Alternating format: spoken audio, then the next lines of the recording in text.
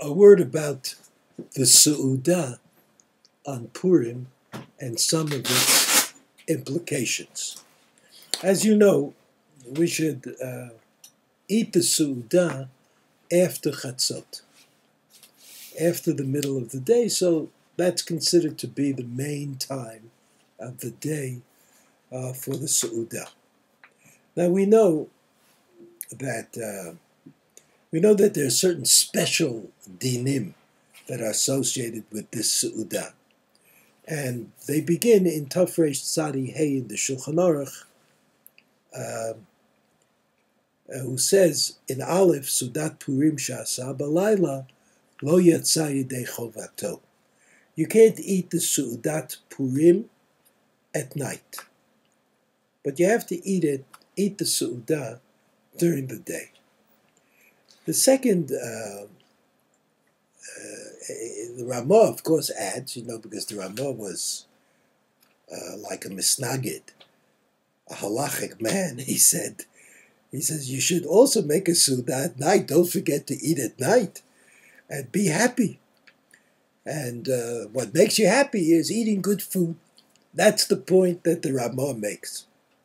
So you eat the Su'udah during the day, but you also eat at night, because the nighttime is also part of the day of Purim, and it's a time of joy and happiness. So eat both times. Now, during the day, there is this halacha that is reported in the Mechaber, Seif Bet, Chayav Inish Libesumei Bepuria, that a person is obligated, to get drunk. How drunk? Well, the Mechaber explains exactly how drunk you're supposed to be. It says, Adelo Yada Bein Oro Haman, until you can't distinguish between the statement, Haman is cursed, and Baruch Mordechai, and Mordechai is blessed. I guess that means that if you can't distinguish them all year long, you don't really have to get drunk on Purim. But if you do have presence of mind, you should get a little bit drunk so that these things become confusing. Now, how drunk that is, I really don't know. However, the Ramah doesn't like getting drunk that much. And he says that there are those who say that you don't have to really get very drunk, because if you had to get, maybe what the Ramah means is that you had to get very drunk, so the Mechaber wouldn't say, well, you can't distinguish this phrase from that phrase. We know what drunk is. Drunk, you're lying on the ground drunk. That's called drunk. So the Ramah says, drink a little more than you usually drink. It should be noticeable. And then you'll go to sleep, especially if you drink wine. There's no doubt that you will go to sleep. And then the Ramah comes up with this odd pshat, and he says, if you're asleep, so obviously you can't differentiate between the cursing part and the blessing part. And then he goes on and he says, someone who does more and someone who does less, it's all right, don't worry about it.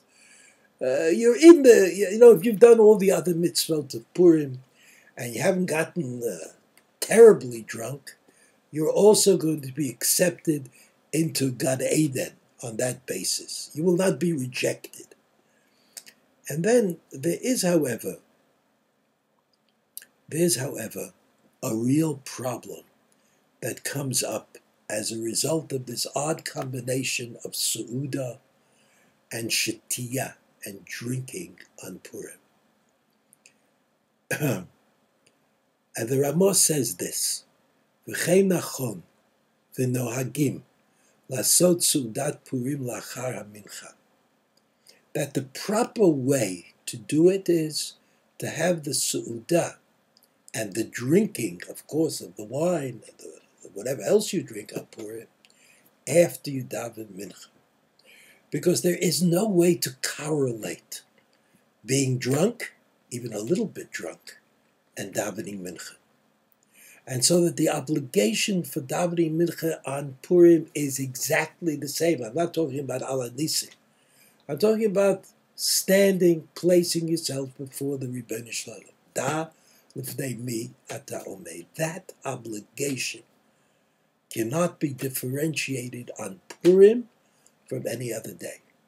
So however you resolve the question of drunkenness, whether you take it like the Mechaber who seems to say, go for it, or like the Ramah who seems to say, easy.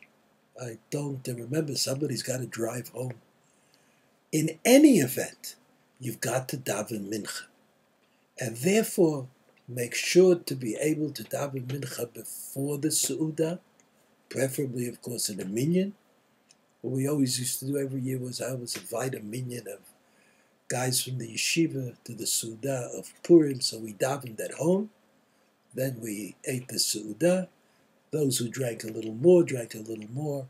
Those who drank less. But everybody managed to do the mitzvah of davening mincha properly.